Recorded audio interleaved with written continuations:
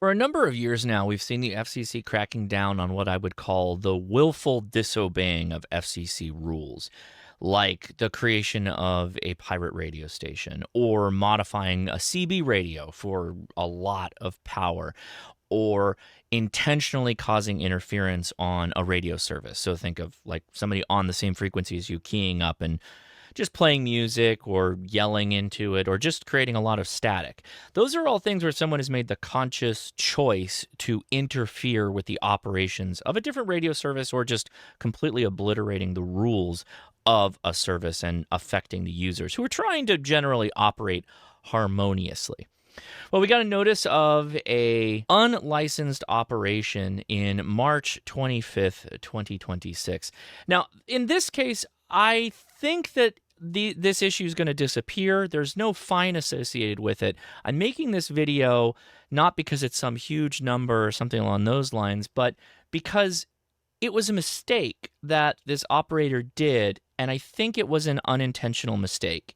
And it shows that the FCC is not there to skin people alive, but to actually get rid of the interference. So here's the story. There's a person named David. They do have a call sign. If you want to look it up, you can. But for the sake of this, I don't feel a reason to put their address out or any of the pertinent details. But here's basically what happened.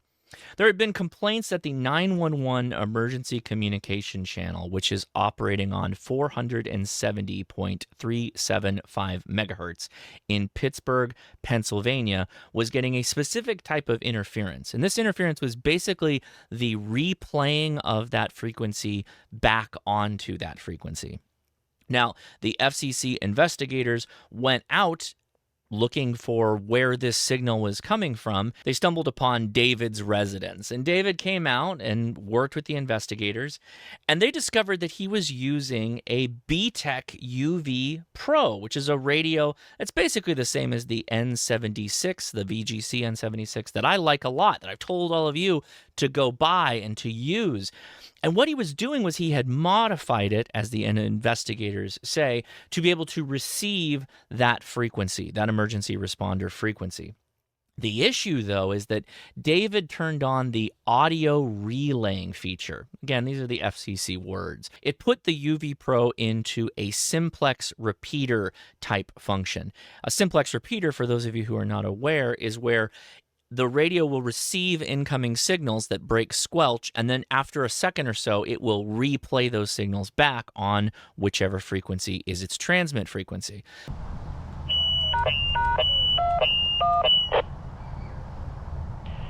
Kilo India 6, November Alpha Zulu, antenna test.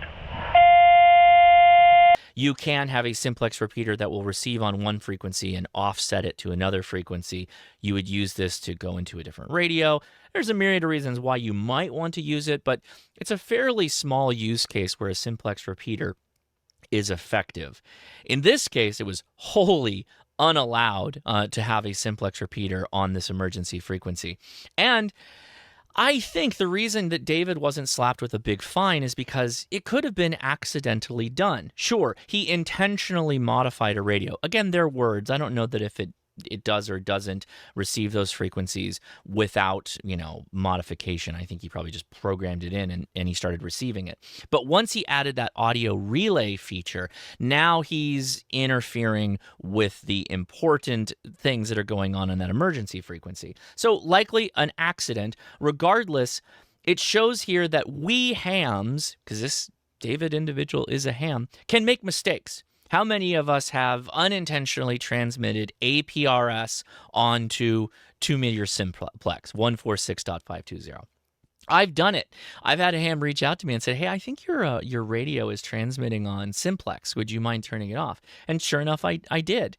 Now, if it was all internal to our community, our service, amateur radio, for instance, then no big deal. But if we start operating in spaces that we don't have privileges in, then it becomes difficult to find the individual, determine what's going on, and then cease the interference. Obviously, the FCC investigators had to get involved in this case. This is one of those reasons why I often will recommend people not to have an all-in-one radio. If you are a scanner enthusiast and you have the ability where there are frequencies in your area that are unencrypted, you should probably have a scanner. You should have something that's form fit for that function. If you have an amateur radio you've modified to scan, you need to go an extra step and make sure that it will not transmit on those frequencies that you want to listen to. Hence why a scanner is a good thing. And then you can have your UV Pro just for amateur radio and just for the purposes that those signals, like audio relay, is allowed. Otherwise, shouldn't be doing it. So David, I think, learned a very valuable lesson. Unfortunately, it was impeding 911 emergency communications on that very interesting frequency. It's odd. I guess it's still common that the emergency 911 in particular would be on 470 megahertz. I think that's maybe not everywhere, but in this case, it definitely was in Pittsburgh. And so he likely learned a powerful lesson to, use the right tool for the job. Not all radios do everything or should be modified to do everything. You should use the right radio for the job.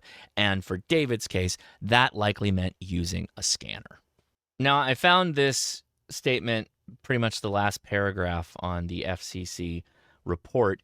You are hereby warned that operation of radio transmitting equipment without a valid radio station authorization and that causes harmful interference constitutes a violation of the federal law cited above and could subject the operator to severe penalties, including but not limited to monetary fines, etc., etc. Because unlicensed operation creates a danger of interference to important radio communication services and may subject the operator to severe penalties.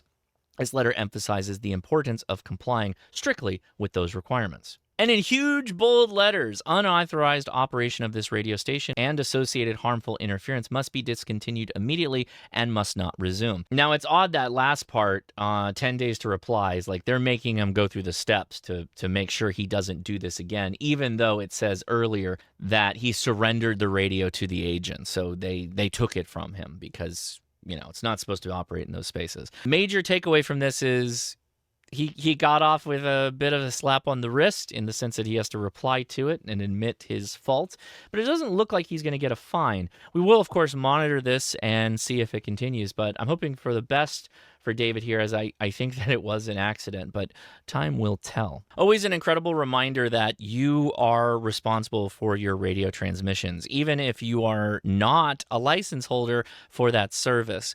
Once again, if you have a spurious transmitter and you operate in some places where your privileges allow you to transmit there, one of your harmonics may not be allowed in the spaces that it is transmitting on.